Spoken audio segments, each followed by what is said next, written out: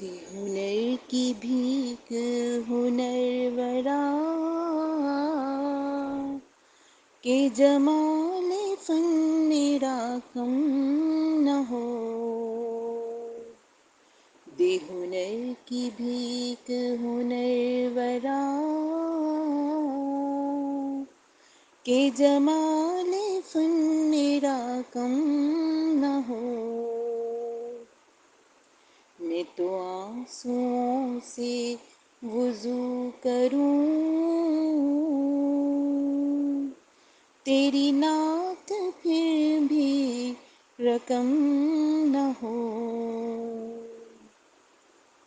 میں تو آنسوؤں سے وضو کروں تیری نعت پھر بھی رقم نہ ہو. دے ہنر کی بھیک ہنر ورا کہ جمال فن میرا کم نہ ہو. میری فکر کے سبھی زاویوں کو لباس لفظ الست دے. جو تیری ثنا نہ لکھے صدا میرے ہاتھ میں وہ قلم نہ ہو. دے ہنر کی بھیک ہنر ورا کہ جمال فن میرا کم نہ ہو. میری لے میں سوز تیری دعا میرے حرف و معنی تیری عطا. میری آنکھ میں بھی نمی نہ ہو جو تیری نگاہ کرم نہ ہو. میری آنکھ میں بھی نمی نہ ہو جو تیری نگاہ کرم نہ ہو. میرے خواب کو بھی دوام دے میرے شوق کو بھی مقام دے کہ میں دو قدم بھی نہ چل سکوں میرے سامنے جو حرم نہ ہو. کہ میں دو قدم بھی نہ چل سکوں میرے سامنے جو حرم نہ ہو. میں تیری گلی میں پہنچ کے بھی نہ قدم بڑھاؤں میں کیا کروں. یہی سوچتا ہوں میں دم بدم یہاں تیرا نقش قدم نہ ہو. یہی سوچتا ہوں میں دم بدم یہاں تیرا نقش قدم نہ ہو. میرے آنسوؤں کی حکایتیں میری حسرتوں کی وضاحتیں میں غلط کہوں تو سزا ملے مجھے وصل نقش قدم نہ ہو.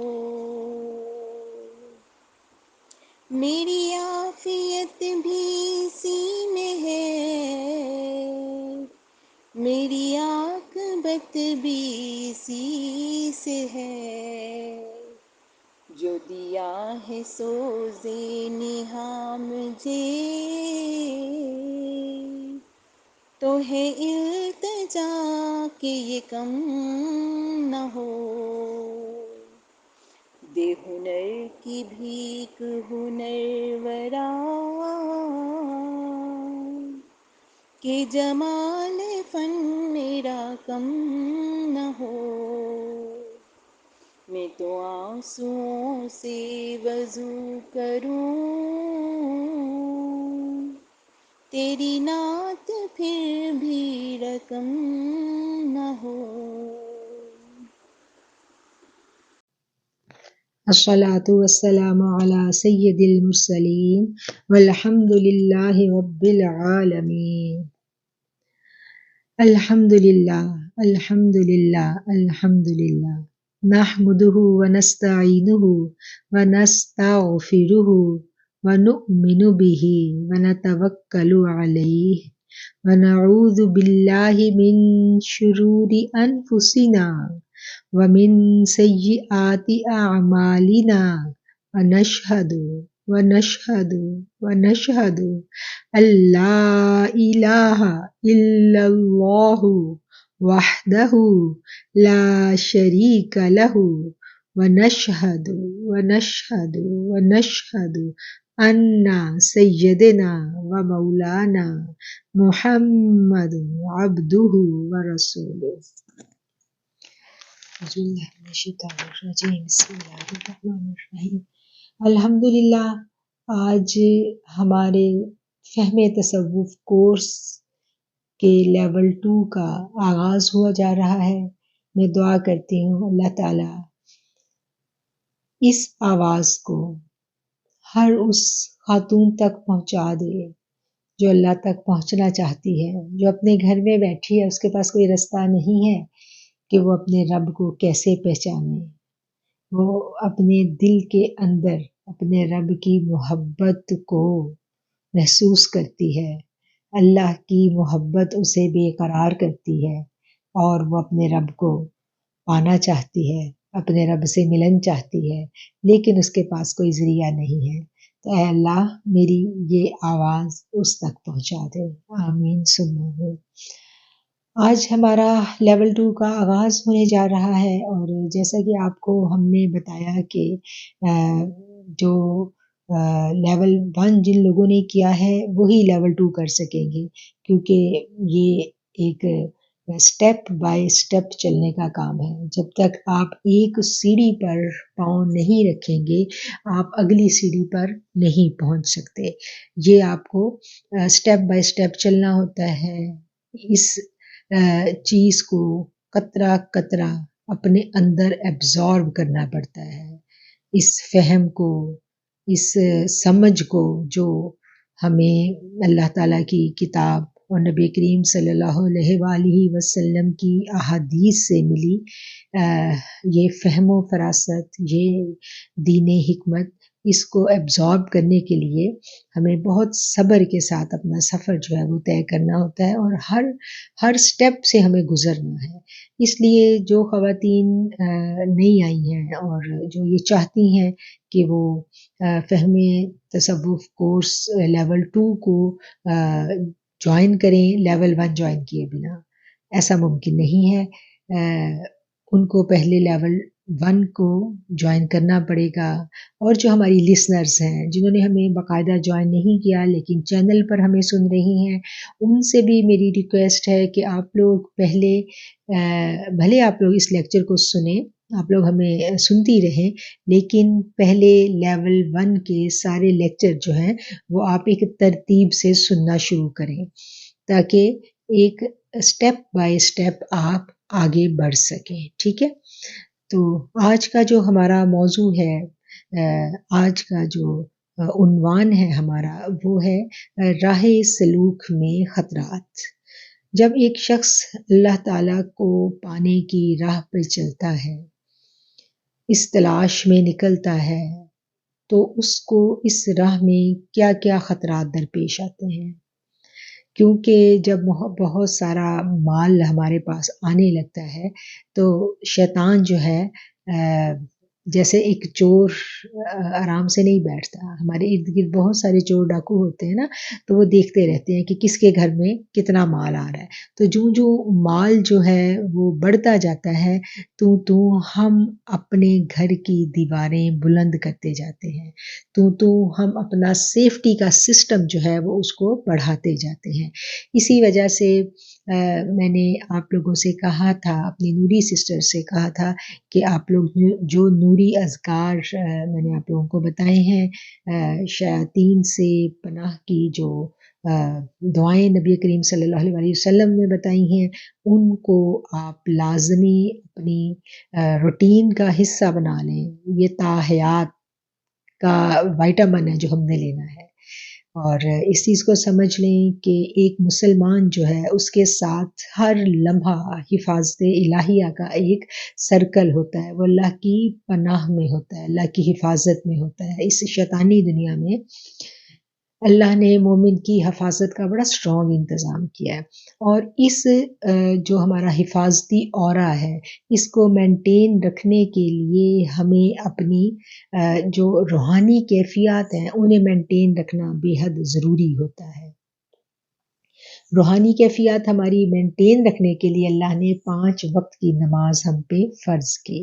5 وقت دیکھیں اس طرح سے اللہ تعالیٰ نے ہمارا حفاظت کا انتظام کیا ہے کہ ہم انسان ہیں نا، ہم دنیا میں لگتے ہیں، غافل ہوتے ہیں، اور کچھ ہمارا جو پازیٹیو اورا ہے وہ ٹوٹنے لگتا ہے، کمزور پڑنے لگتا ہے، تو اگلی نماز کا وقت ہو جاتا ہے. اور جیسا کہ میں نے عرض کیا تھا کہ نماز ایک بہترین مراقبہ ہے. نماز میں ہم اللہ کے روبرو جب کھڑے ہوتے ہیں اور ہم وہ پازیٹیو انرجی جو قدرت سے ہم حاصل کرتے ہیں، اس سے کیا ہوتا ہے کہ ہمارا جو ایک نماز سے دوسری نماز کے وقفے کے دوران جو کچھ ہم سے کوتاہیاں اور ہماری لغزشوں کی وجہ سے یا فضا میں پھیلی نیگیٹیوٹی کی وجہ سے ہمارا اورا اگر کچھ کمزور ہونے لگا تھا تو وہ دوبارہ سے اورا ہمارا اسٹرانگ ہو جاتا ہے.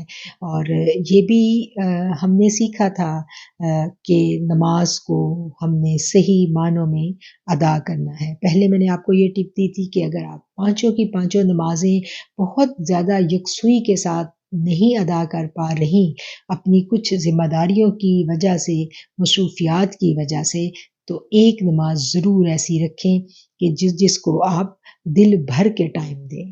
کوئی سی نماز ہو وہ آپ ضرور رکھیں. اور اب میں آپ سے کہوں گی کہ اب آپ دھیرے دھیرے اپنا بڑھائیں، اپنے آپ کو آگے لے کے چلیں اور اپنی نمازوں میں تھوڑا سا ٹائم زیادہ لگائیں. پہلے ایک نماز تھی تو اب آپ ایک صبح کی رکھ لیں اور ایک شام کی رکھ لیں. اس طرح سے اپنے آپ کو، اپنے اورے کو مزید سٹرونگ کرتی جائیں، کیونکہ جو دولت آتی جائے گی ایمان کی، شیطان کے حملے جو ہیں وہ تیز سے تیز تر ہوتے چلے جائیں گے. اور ان حملوں سے بچنے کے لیے جو شیاطین سے پناہ کی دعائیں ہیں، جو اذکار ہیں، وہ ہم نے اپنی زندگی میں لازمی شامل کرنے ہیں، ورنہ شیطان جو ہے وہ ہمارے ساتھ لگا ہوا ہے. ایک شیطان ہے باہر، اور اندر جو ہے وہ ہمارا نفس ہے. ہمیں ان دونوں سے اللہ کی ہر وقت پناہ مانگتے رہنا ہے. یہ تو کرنے کے کاموں میں سے کچھ کام جو میں نے آپ کو بتائے. اب ہم آتے ہیں اپنے ٹاپک کی طرف. انسان جو ہے یہ اللہ تعالیٰ کی بہترین تخلیق ہے. اللہ تعالیٰ کہتا ہے کہ میں نے انسان کو لقد خلقنا الانسان فی احسن تقویم. ٹھیک ہے، اللہ تعالیٰ کہتا ہے کہ میں نے انسان کو اپنا نائب بنایا. اللہ کہتا ہے میں نے انسان کو اپنا خلیفہ بنایا، میں نے زمین پر اس کو خلافت دی. اور جب ہم غور و فکر کرتے ہیں، آج تو سائنس کی جو ریسرچ ہے وہ ہمیں بتاتی ہے کہ یہ کائنات کس قدر وسعت والی ہے، اتنی وسیع کائنات. اور اس میں ایک جو ہماری زمین ہے، اگر ہم دیکھیں تو اس کی جو ہماری زمین کی جو حیثیت ایک رائی کے دانے کے برابر ہے. جب کائنات کی وسعتوں کو ہم دیکھتے ہیں تو اس ایک چھوٹی سی زمین کے اوپر ایک ننھا سا انسان، اس کی کیا حیثیت ہے؟ یہ کیوں اتنا عام ہو گیا کہ اللہ نے اس کو اپنا نائب مقرر کر لیا؟ یہ بہت بڑا درجہ ہے۔ آپ دیکھیں کہ یہ درجہ جنات کو نہیں ملا۔ ہم جنوں سے کتنے خوف زدہ ہوتے ہیں، جن آ گیا، جن آ گیا، اس پہ جن آ گیا، اس پہ جن آ گیا۔ جنوں کے پاس بڑی قوت ہے، ہم خوف زدہ ہوتے ہیں، لیکن افضل کون ہے؟ افضل تو انسان ہے۔ اور رشتوں کی ہم بات کریں تو ہمیں پتہ چلتا ہے کہ میرے پیارے نبی مکرم حضرت محمد مصطفیٰ صلی اللہ علیہ وآلہ وسلم کی اس حدیث کو ہم دیکھیں جس کا مفہوم ہے کہ آپ نے کہا تھا کہ میں نے جبرائیل کو اپنی آنکھوں سے دیکھا، تو وہ اتنے بڑے بڑے ان کے پر تھے، ایسا تھا کہ مشرق سے مغرب تک وہ پھیلے ہوئے ہیں۔ مطلب ایک فرشتہ جو اتنا بڑا ہے، اس کی جسامت اتنی بڑی ہے۔ آپ نے کہا تھا نا اس حدیث کا مفہوم ہے کہ جس میں آپ نے کہا تھا کہ میں نے ان کو جبرائیل کو اپنی اصلی حالت میں دیکھا، تو اتنا بڑا فرشتہ، ٹھیک ہے، تو اتنے بڑا، وہ تو ایک فرشتے ہیں نا، تو کتنے فرشتے ہیں اللہ کے، تو اتنی بڑی بڑی چیزیں اللہ نے پیدا کی اور اتنی قوت والی، تو اس میں انسان کو مقام مل گیا، مرتبہ انسان کو مل گیا جو چھوٹا سا انسان ہے اور ننھا سا چھوٹی سی مخلوق ہے۔ تو اس کو یہ مرتبہ کیوں ملا؟ اس کو اشرف المخلوقات کہا گیا، فرشتوں سے سجدہ اس کو کروا دیا گیا، جنات کو کہا گیا کہ یہ تم سے افضل ہے، تو وجہ کیا ہے؟ تو اس کی وجہ جو ہے نا وہ بھی قرآن ہی ہمیں بتاتا ہے کہ اللہ تعالیٰ نے جب کہا تھا نا، جب اللہ تعالیٰ نے حضرت آدم علیہ السلام کو جب بنانے کا ارادہ کیا، تو ہم دیکھتے ہیں کہ اللہ تعالیٰ قرآن میں کہتے ہیں کہ جب میں اس کو بنا چکوں آدم کو، تو اللہ نے فرشتوں سے کیا کہا تھا، فَإِذَا سَوَّيْتُهُ، جب میں اس کو بنا چکوں، سیدھا کر لوں، وَنَفَخْتُ فِيهِ مِن رُوحِي، جب میں اسے پورا بنا چکوں، وَنَفَخْتُ فِيهِ مِن رُوحِي، تو میں اس میں اپنی روح پھونک دوں گا، فَقَعُوا لَهُ سَاجِدِينَ، تو تم سب سجدے میں گر جانا۔ تو انسان افضل اس لیے ہے کہ اس میں اللہ نے اپنی روح پھونک دی، یہ اس روح کی وجہ سے افضل ہے۔ اور پھر اللہ تعالیٰ قرآن میں ایک اور جگہ یہ کہتے ہیں نا کہ قال یا ابلیس ما منعک ان تسجد لما خلقت بیدی استکبرت من العالین، اے ابلیس تجھے اس کو سجدہ کرنے سے کس چیز نے روکا جسے میں نے اپنے دونوں ہاتھوں سے بنایا تھا؟ کیا تو گھمنڈ میں آ گیا؟ اب ہمیں پتہ چلا کہ میرے رب نے انسان کو اپنے دونوں ہاتھوں سے بنایا، اور پھر کیا ہے کہ اللہ نے اس میں روح پھونکی اپنی، اور یہی چیز جو ہے یہ انسان کو ممتاز کر دیتی ہے، اور یہ شرف جو ہے اللہ نے اور کسی مخلوق کو نہیں دیا، اور انسان اشرف المخلوقات ہو گیا۔ اچھا، اب اللہ تعالیٰ کہتے ہیں کہ یہ بہت گراوٹ میں چلا جاتا ہے۔ گراوٹ میں کب جاتا ہے؟ جب یہ اپنی پہچان کو بھول جاتا ہے، تو پھر یہ گراوٹ میں چلا جاتا ہے، اسفل سافلین، ٹھیک ہے۔ اور یہ افضل کب ہوتا ہے؟ جب یہ رب کی معرفت حاصل کر لیتا ہے، جب یہ اپنے رب کی معرفت اس کو عطا ہو جاتی ہے، تو پھر یہ بلند مرتبہ پا لیتا ہے۔ اور یہ جو سفر ہے نا، یہ شوق سے شروع ہوتا ہے، پہلے انسان کے اندر شوق پیدا ہوتا ہے اللہ کو جاننے کا، پھر یہ شوق جو ہے نا یہ محبت میں تبدیل ہو جاتا ہے، اور جب یہ محبت بڑھتی ہے تو پھر عشق بن جاتا ہے۔ یہ سفر ہے، بتدریج ہوتا ہے، دھیرے دھیرے ہوتا ہے، اور اگر یہی انسان اپنی پہچان کھو دے تو پھر کیا ہوتا ہے کہ اللہ کہتا ہے کہ وہ ظالم و جاہل ہے۔ تو کیا ہے کہ اپنی پہچان جس کے پاس ہے وہی کامیاب ہے۔ کیوں؟ جس نے اپنے آپ کو پہچان لیا، اس نے کس کو پہچان لیا؟ اس نے اپنے رب کو پہچان لیا۔ تو یہ جو اپنی پہچان کا سفر ہے یہی سلوک کا رستہ ہے، اور جو انسان کو اپنی پہچان دیتا ہے یہ صرف اور صرف مذہب دیتا ہے۔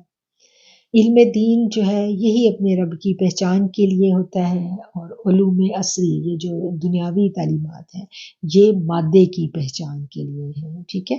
تو روح کی پہچان کے لیے کیا ہے؟ روح کی پہچان کے لیے مذہب ہے۔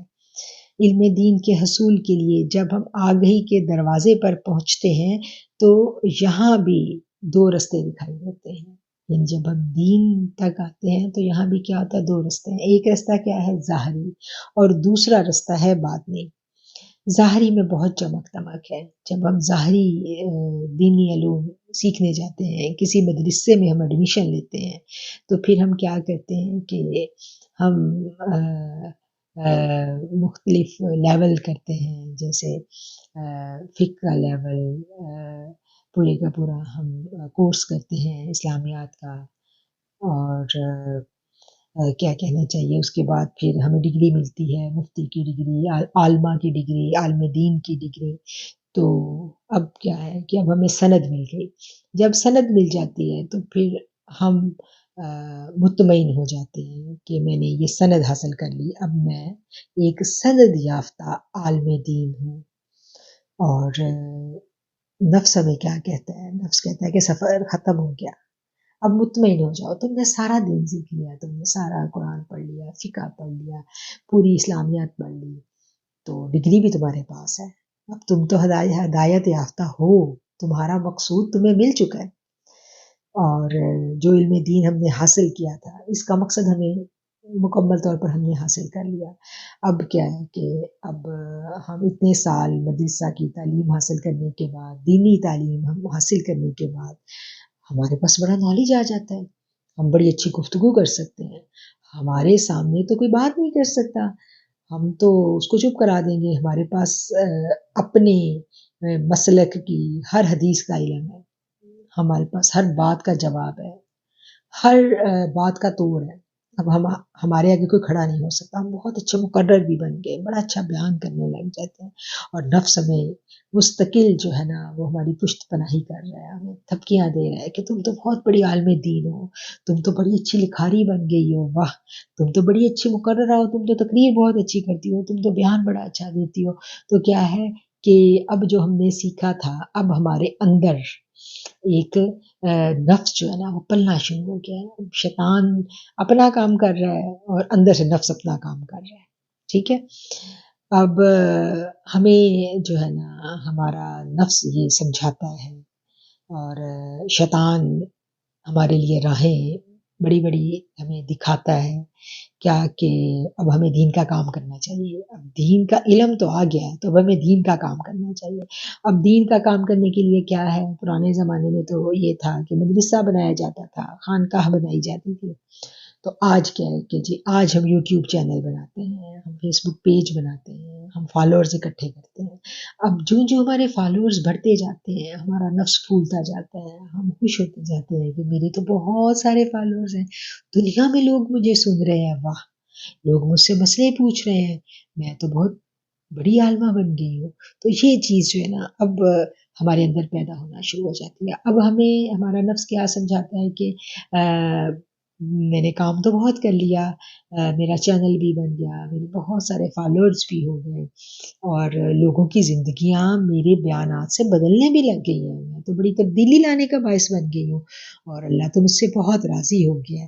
اب میں تو لوگوں کو جنت کے ٹکٹ بانٹ رہی ہوں، میں جس کو کہوں گی وہ جنتی ہے، اور جس پہ میں نے فتویٰ لگا دیا وہ تو گناہ گار ہے، وہ تو بالکل ڈی ٹریک ہو گیا، وہ تو بہک گیا، وہ تو بدعقیدہ ہو گیا. اب یہ والے سارے کام جو ہے نا یہ بھی میں نے ساتھ ساتھ شروع کر دیے.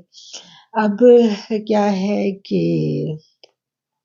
اب مجھے بہت سارے دین کے کام کرنے ہیں، میرے پاس بہت سارے پروجیکٹ آ گئے دین کے. میں نے خانقاہ بنانی ہے، میں نے مدرسہ بنانا ہے، مجھے سیٹ اپ چاہیے، مجھے سہولتیں چاہیے، اس سب کے لیے مجھے پیسے بھی چاہیے. تو اب میری جو قوتیں ہیں وہ ساری کی ساری کس بات پہ صرف ہوں گی؟ مال بنانے پہ. اب میں اپنا زیادہ ٹائم کس پہ صرف کرنا چاہوں گی کہ میں کوئی ایسے سورس جنریٹ کر لوں کہ جس سے مجھے پیسہ چاہیے. اور حقیقت بھی یہ ہر کام کرنے کے لیے پیسہ چاہیے، تو بھئی دین کا کام کرنے کے لیے پیسہ کیوں نہیں چاہیے ہوگا؟ اب دین کا کام کرنے کے لیے تو پیسہ بڑا ضروری ہے. تو پھر کیا ہے کہ ہمارا جو فوکس ہے اب وہ تھوڑا سا بدل گیا. اب ہمیں اپنے وہ فالوور جو ہیں وہ زیادہ اچھے لگتے ہیں جو ہمیں زیادہ فائنینشلی سپورٹ کرتے ہیں، اور وہ لوگ جو یعنی اب آپ کے سامنے ہے سب کچھ، آپ سب یہ سب جانتے ہیں یہ کیا ہوتا ہے اس کے بعد. تو اب اس ساری سینیریو کو جب ہم دیکھتے ہیں تو ہمیں ایسے نظر آتا ہے کہ ہم بیٹھے ہوئے ہیں اور ہم ایک پل بنا رہے ہیں، اس پل کے اس پار جنت ہے اور میں نے وہ پل بنانا ہے. میں نے خواب دیکھا کہ میں نے تو دین کا علم حاصل کیا ہے، میں نے لوگوں کو جہنم سے بچانا ہے، اور جہنم سے بچانے کے لیے مجھے جو کام کرنا ہے وہ میری حیثیت ایک پل کی ہے، اور میں نے اس پل کو بنانے میں پوری قوت لگا دی اور میں پل بنانے میں کامیاب ہو گئی۔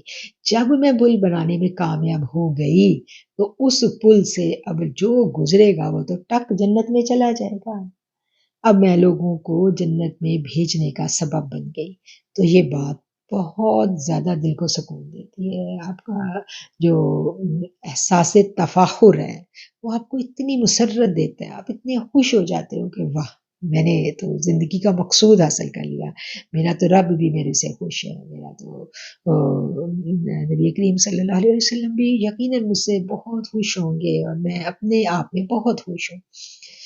اب کیا تھا کہ یہ وہ وقت ہے جب ہم شدید خطرے میں، کہیں ایسا تو نہیں ہو رہا کہ ساری دنیا جس کو ہم نے بلایا وہ اس پل سے گزر کر جنت میں چلا جائے، اور جب میری باری آئے تو وہ پل ٹوٹ جائے اور میں گر جاؤں۔ بڑا لمحہ فکری ہے، بڑا لمحہ فکری ہے۔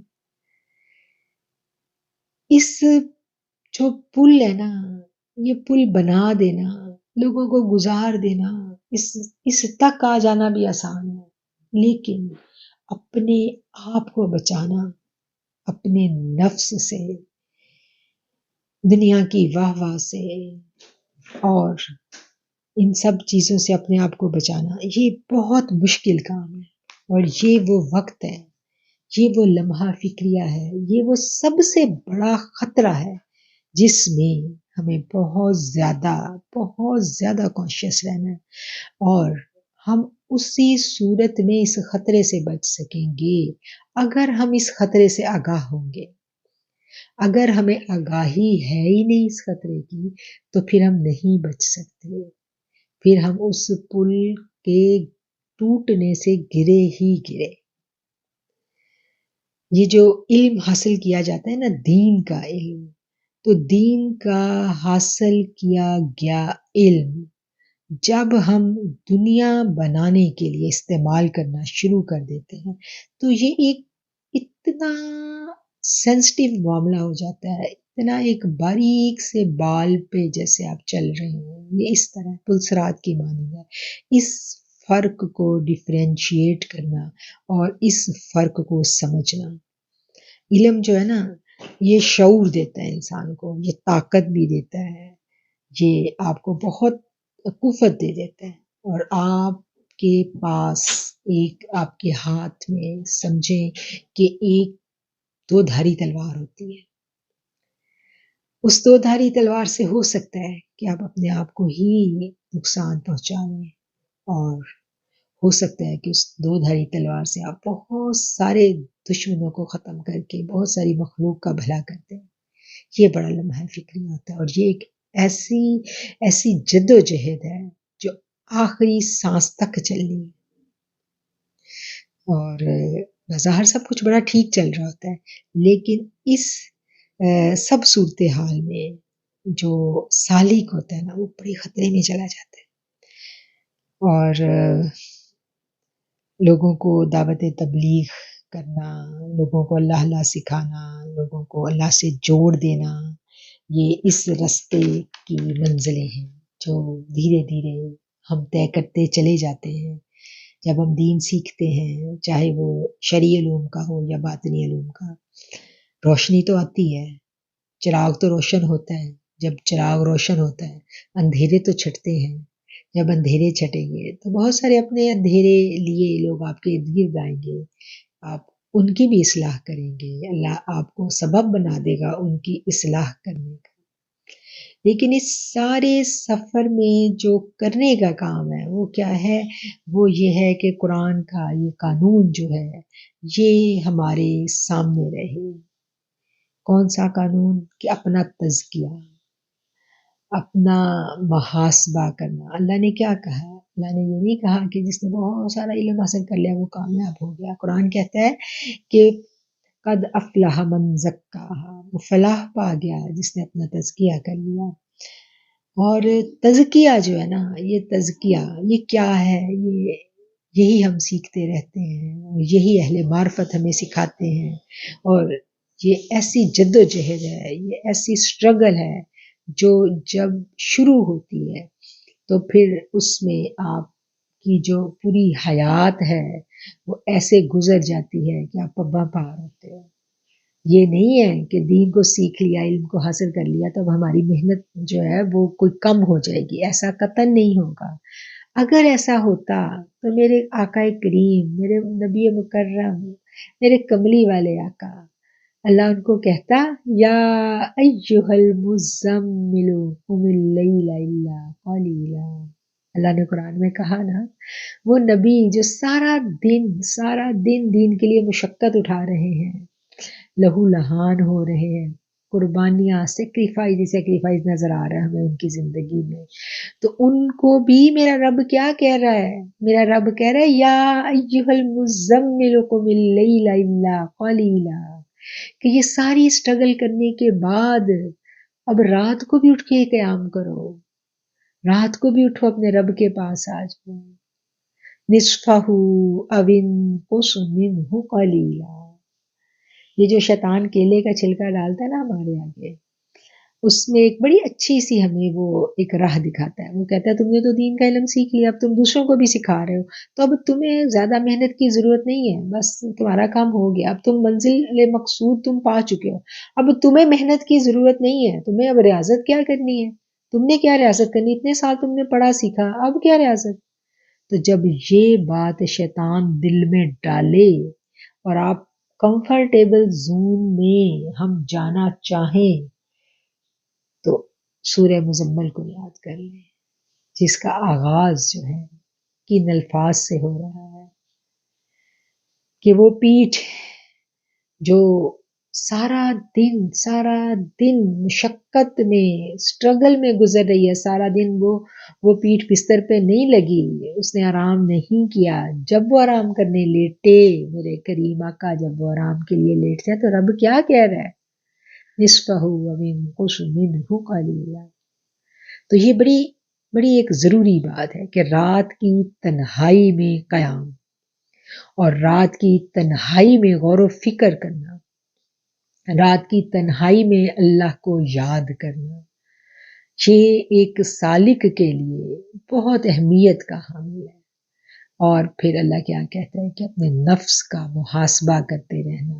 کامیاب کون ہے؟ جس نے تزکیہ کیا، تو تزکیہ نفس جو ہے اس کے اوپر فوکس رکھنا ہمیں ہر وقت دکھائی دے۔ دیکھیں ہم نے پچھلے جب سے یہ کورس شروع کیا تو الحمدللہ ہم اس قابل تو ہو گئے کہ ہم اپنے نفس سے متعارف تو ہو گئے، ہمیں پہچان تو ہو گئی نا نفس کی۔ تو جب نفس کی پہچان ہو جاتی ہے تو پھر جب نفس حملہ کرتا ہے اس کے حملوں سے بچنے کی قوت بھی اللہ تعالیٰ ہمیں دینے لگتے ہیں، پھر ہمیں وہ قوت مل جاتی ہے، ہم خود سے نہیں بچ سکتے۔ اس کے لیے ہمیں اللہ کی مدد چاہیے جو ہم 5 ٹائم مانگ رہے ہیں، ٹھیک ہے نا، وہ 5 ٹائم مدد مانگی ہوئی ہے، وہ مدد آئے گی اور وہ مدد ہمیں ملے گی، اور وہ مدد جب ہمارے شامل حال رہے گی ہم تب تک ان حملوں سے بچ سکیں گے۔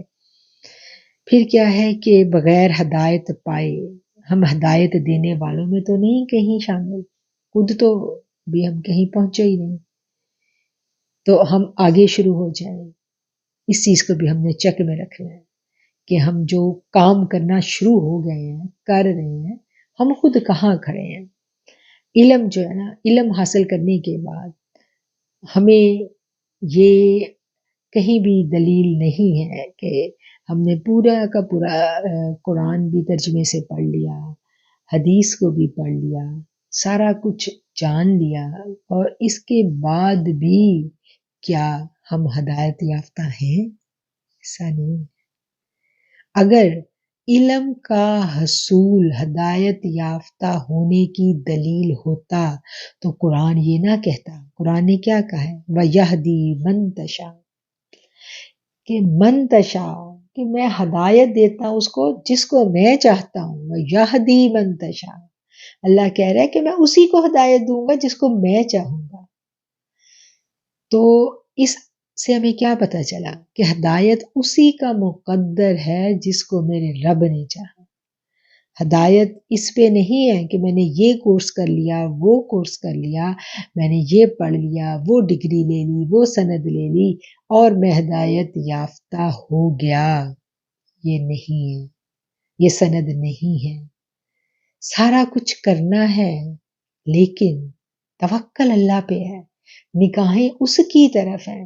وہ جو رات کو چھپ کے اس نے کہا ہے نا مجھ سے ملنے آؤ، اسی لیے تو ملنے جانا ہے رات کو اللہ سے. اس سے پوچھنا ہے ربا تو راضی ہے نا، ربا تو مجھ سے خوش ہے نا. یہی تو پوچھنا ہے، یہی تو راز و نیاز ہے جو رات کو کرنے ہیں اللہ سے. تو اللہ تعالی ہمیں ہدایت پہ رکھے، ہدایت اس سے مانگتے رہنا. کیوں؟ کیونکہ ہدایت محض علم سے نہیں ملنی.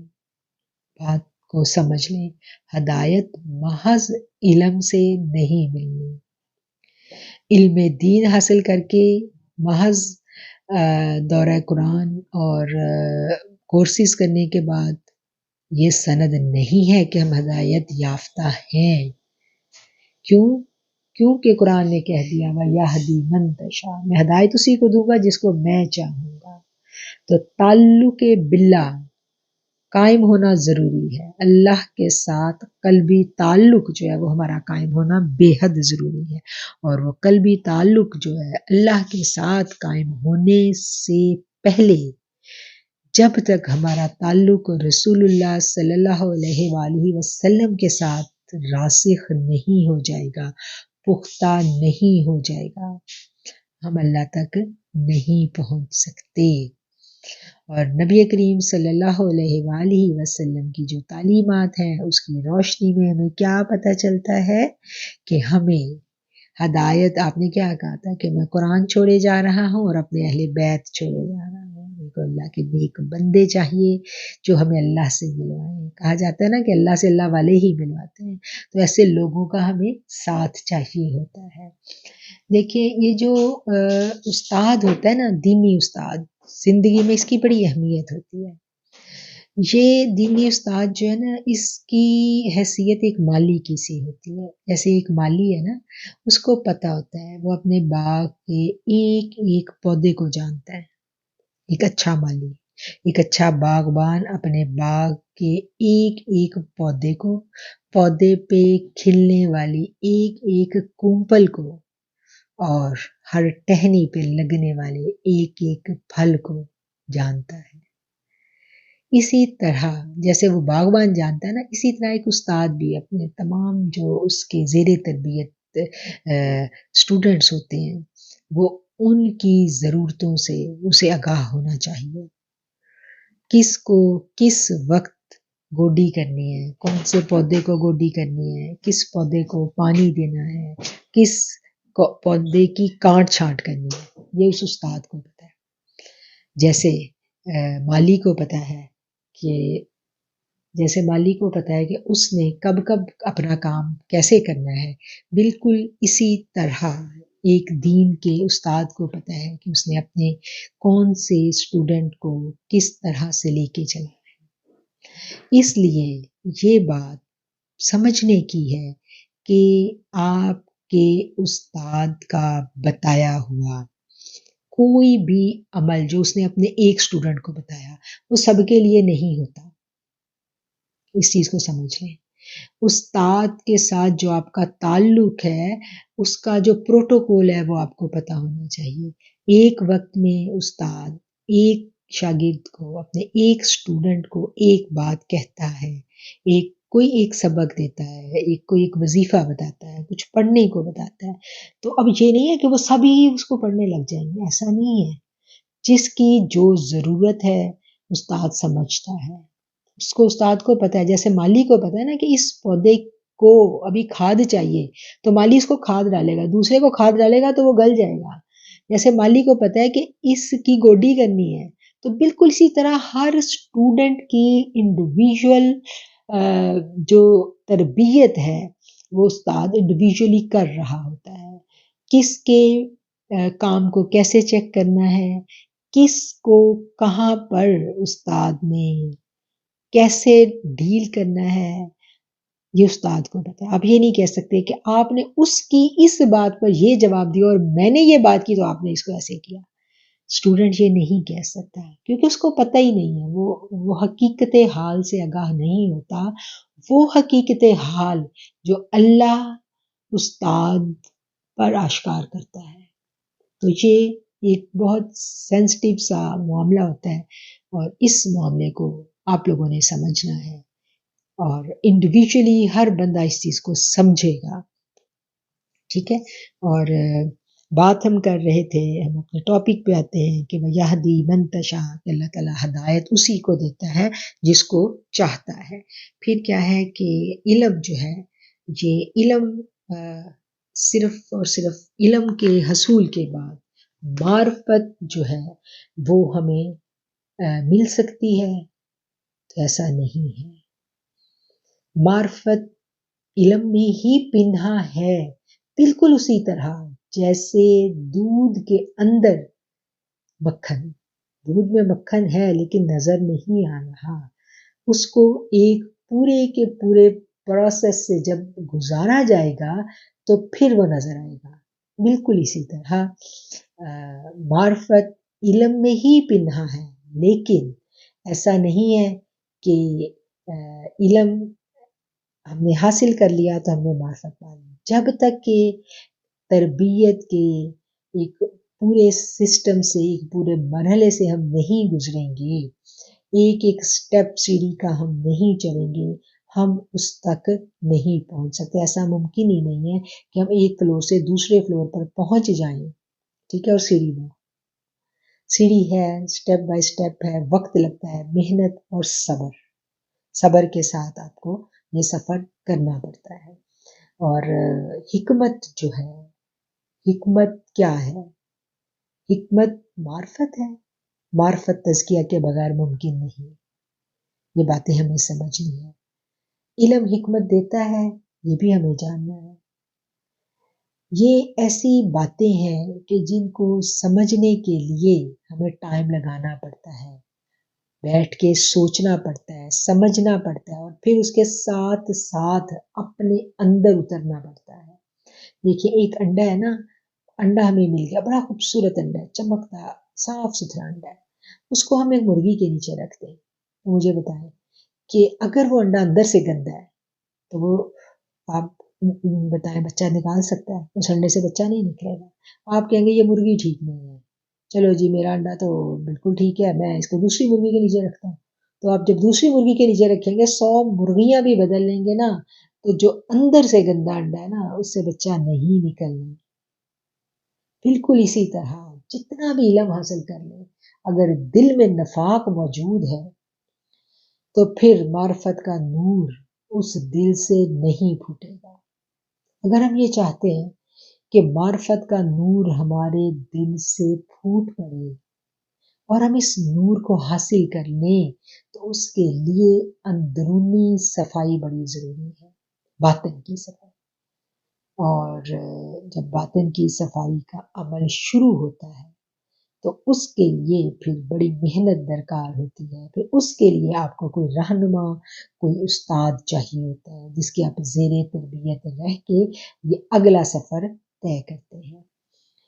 ہم دیکھتے ہیں کہ جو علم تھا، نبی کریم صلی اللہ علیہ وسلم جب دنیا میں تشریف لاتے ہیں تو آپ صحابہ کرام کی تربیت فرماتے ہیں، اور اس تربیت کے بعد آپ ان کو سیاست تزکیہ فرماتے ہیں، قرآن و حکمت کی آپ تعلیم دیتے ہیں، جیسا کہ ہمیں پتہ ہے، ہم نے پڑھا. اور پھر یہ علوم جو ہیں، یہ وقت گزرنے کے ساتھ ساتھ سینہ بسینہ یہ علوم جو ہیں یہ آگے چلتے چلے گئے. اور کیا تھا کہ جیسا کہ ہم نے دیکھا کہ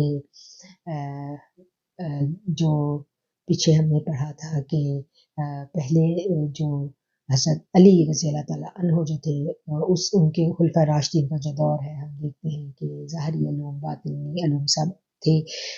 ایک ہی وہی بادشاہ تھا، باطن کا بھی خلیفہ اور ظاہر کا بھی خلیفہ. پھر کیا ہے کہ پھر جو خلافت تھی وہ امامت جو باطنی امامت سی اس سے وہ جدا ہو جاتی ہے۔ حضرت علی کے بعد جو باطنی خلافت ہم دیکھتے ہیں، حضرت امام حسن، حضرت امام حسین، حضرت امام زین العابدین، امام باقر، امام جعفر، امام موسیٰ کاظم، اور اس طرح یہ آگے سے آگے آگے سے آگے جو ہے یہ امت میں منتقل ہوتی چلی گئی۔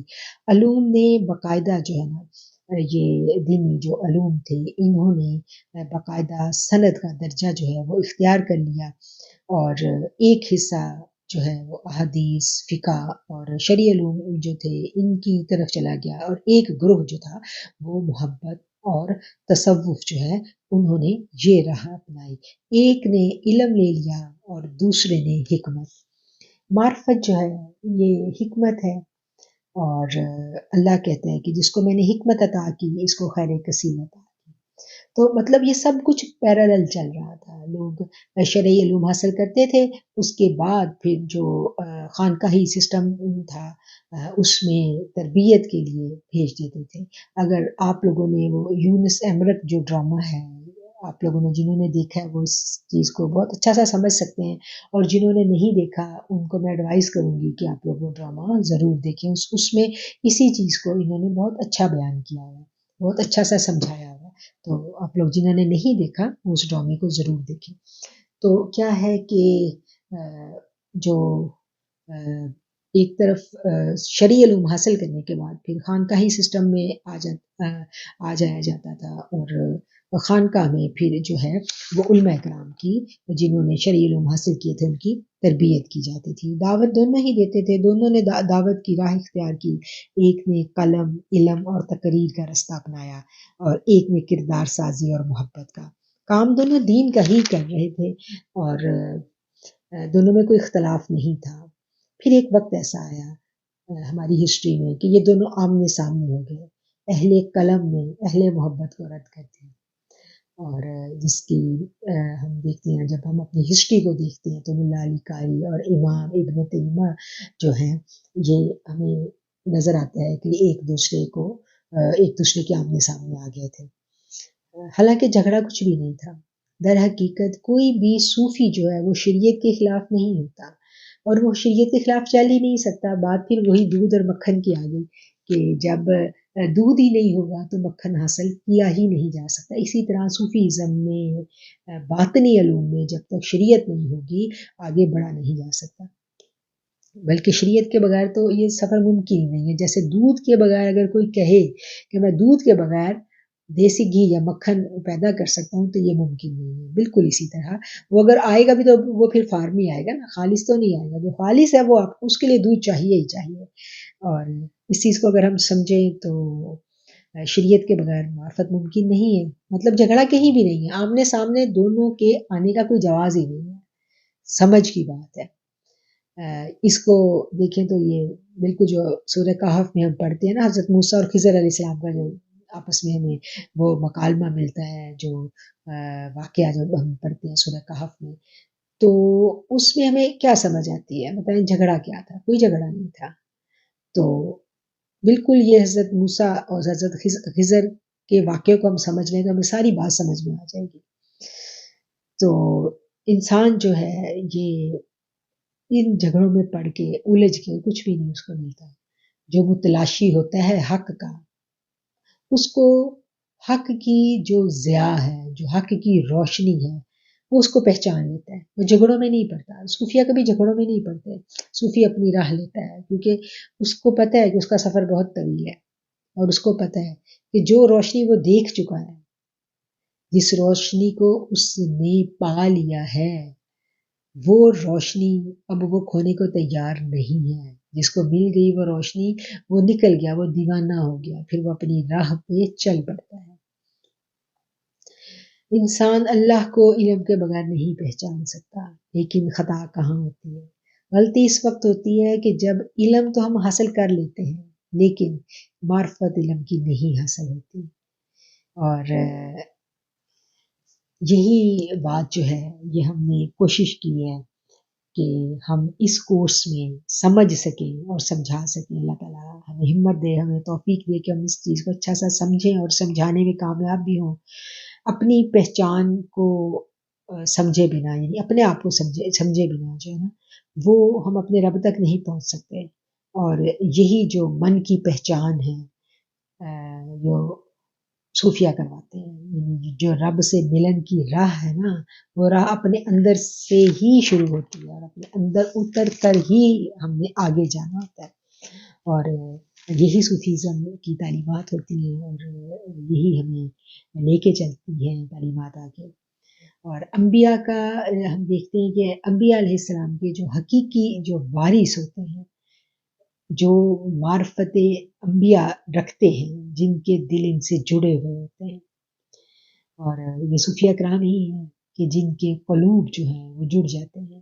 اور پھر یہ علم جو ہے، یہ معرفت جو ہے، یہ دل سے دل میں منتقل ہوتی ہے، سینہ بسینہ منتقل ہوتی ہے. یہ جو ہم دیکھتے ہیں نا صوفیہ کرام کے جو شجرے ہمیں ملتے ہیں تو یہ شجرے یہی ہوتے ہیں نا، یہ چین ہوتی ہے کہ ایک سے دوسرے سے تیسرے سے اس طرح یہ ایک لڑی ہے، ایک ایک موتی سے لڑی کو ایک دوسرے سے جوڑے ہوئے ہوتا ہے. جو سلاسل کی ہمیں نظر آتی ہے نا، سلاسل کے شجرے وہ یہی ہوتے ہیں کہ یہ قلب سے قلب نے فیض لیا اور پھر آگے قلوب میں منتقل کیا.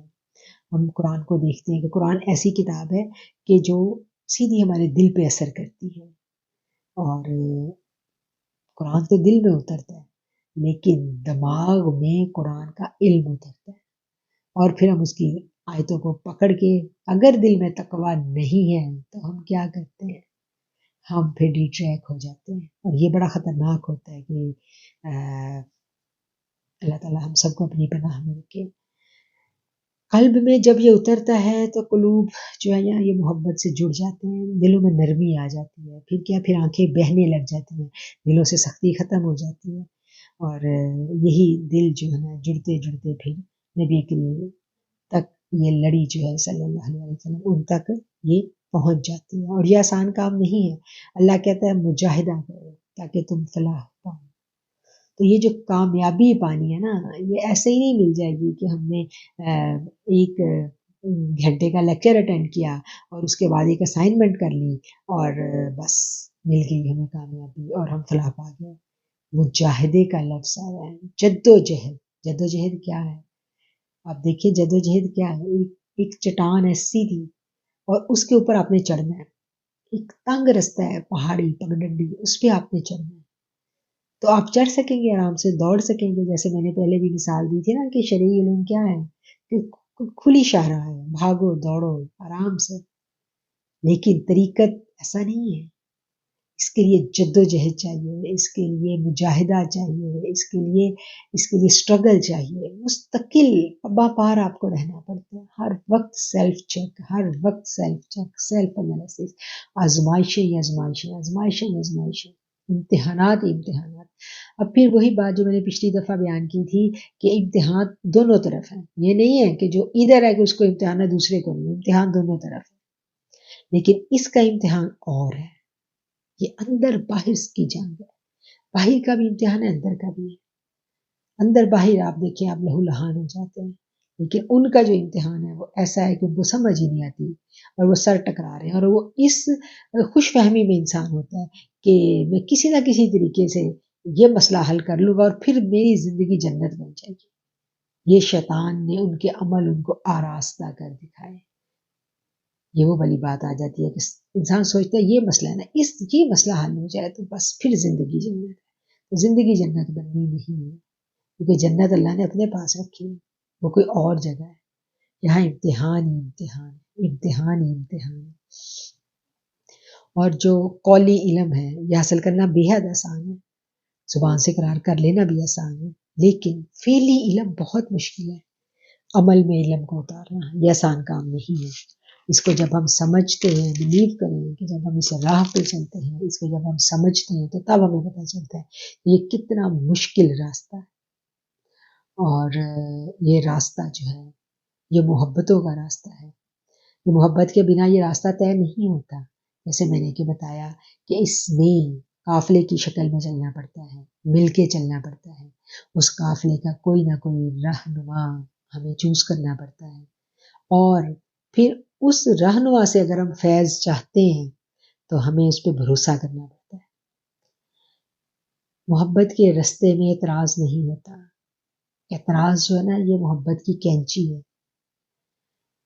محبت کا جو فیض مل رہا ہوتا ہے نا وہ اعتراض کی کینچی جو ہے نا یہ اس کو ایک لمحے میں کاٹ دیتی ہے.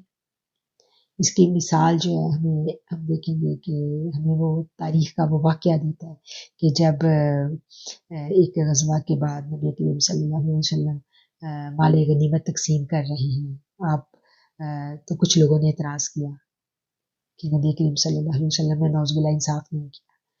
تو اعتراض کیا تھا نا انہوں نے. تو قرآن نے کیا کہا تھا؟ اے نبی جو لوگ آپ کی تقسیم پر اعتراض کر رہے ہیں ان کے دلوں میں نفاق ہے. تو نفاق کا ہم نے پڑھا ہے نا پچھلی دفعہ کہ وہ کتنا پیاز کی جھلی سے بھی باریک جھلی ہے جو ایسے خاموشی سے قلب میں اترتی ہے. اس جھلی کو ہمیں روز کھرچ کے اتارنا ہوتا ہے. بڑی محنت چاہیے ہوتی ہے اس کے لیے. اس سے دل کو پاک کرنے کے لیے وسوسے آتے ہیں, بدگمانی آتی ہیں, ادھر سے آئی ادھر سے آئی, شیطان نے ڈالی, کسی سہیلی نے ڈالی, کسی دوست نے ڈالی, یہ ٹھیک نہیں وہ ٹھیک نہیں. تو پھر کیا ہے؟ تو اندر پھر اندر تبدیلی نہیں آ سکتی, پھر روشنی اور معرفت کا نور اندر نہیں اتر سکتا. اس کے لیے ہمیں بھروسہ کرنا پڑتا ہے. میں نے آپ سے پہلے بھی کہا تھا کہ اس سفر پہ جب ہم چلتے ہیں تو یہ سفر یقین کا سفر ہے, یہ ذات کا سفر نہیں ہے. کسی بھی فرد کی جو ذات ہے وہ سبب بن سکتی ہے, وہ سبب بنتی ہے, لیکن وہ منزل نہیں ہے.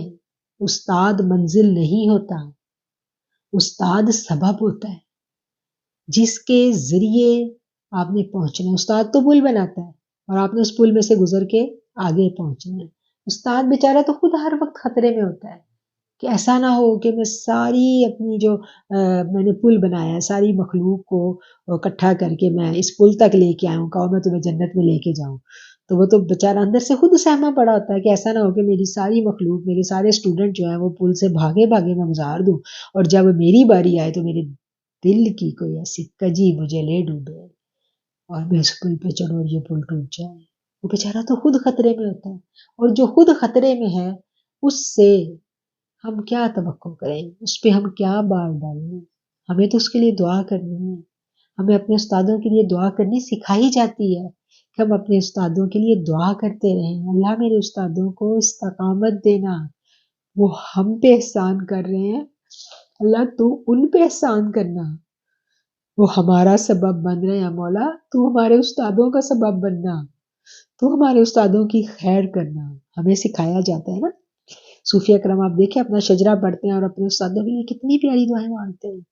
تو استادوں کے لیے دعا مانگنی ہمیں سکھائی جاتی ہے, کیونکہ ہر بندے کو پتہ ہے, ہر صوفی کو پتہ ہے, ہر استاد کو پتہ ہے, جس کو دل کی معرفت ہے اس کو پتہ ہے کہ میں کہاں کھڑا ہوں.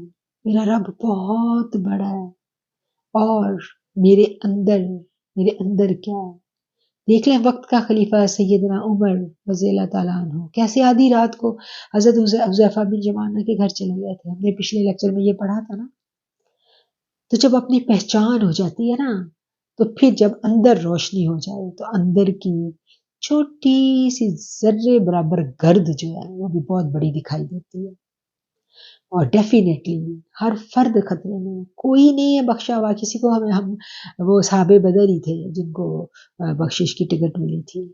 ہم سب تو جس دور میں ہیں ہر وقت خطرے میں, ہر وقت ہمیں ضرورت ہے ایک دوسرے کی دعاؤں کی کہ اللہ ہم سب کو استقامت پہ جمائے رکھے اور اسی استقامت پہ ہمیں واپس بلائے اور ایمان کی بہترین حالت میں واپس پائے. ہم دعا کرتے ہیں نا, دیکھیے ایمان کی حالتیں گھٹتی بڑھتی رہتی ہیں, آج یہاں کل وہاں. تو یہ بھی دعا مانگنے کی ہے کہ اللہ ہمیں ایمان کی بہترین حالت میں واپس بلائے اور ایمان والوں سے جوڑے رکھے. جو ایمان والوں سے جڑنا یہ بڑا ضروری ہے اس راہ پہ, اور اسلام کا یہی مزاج ہے. ان الفاظ کے ساتھ میں آپ لوگوں سے اجازت چاہتی ہوں, ہمارا ٹائم بھی ختم ہو رہا ہے. اللهم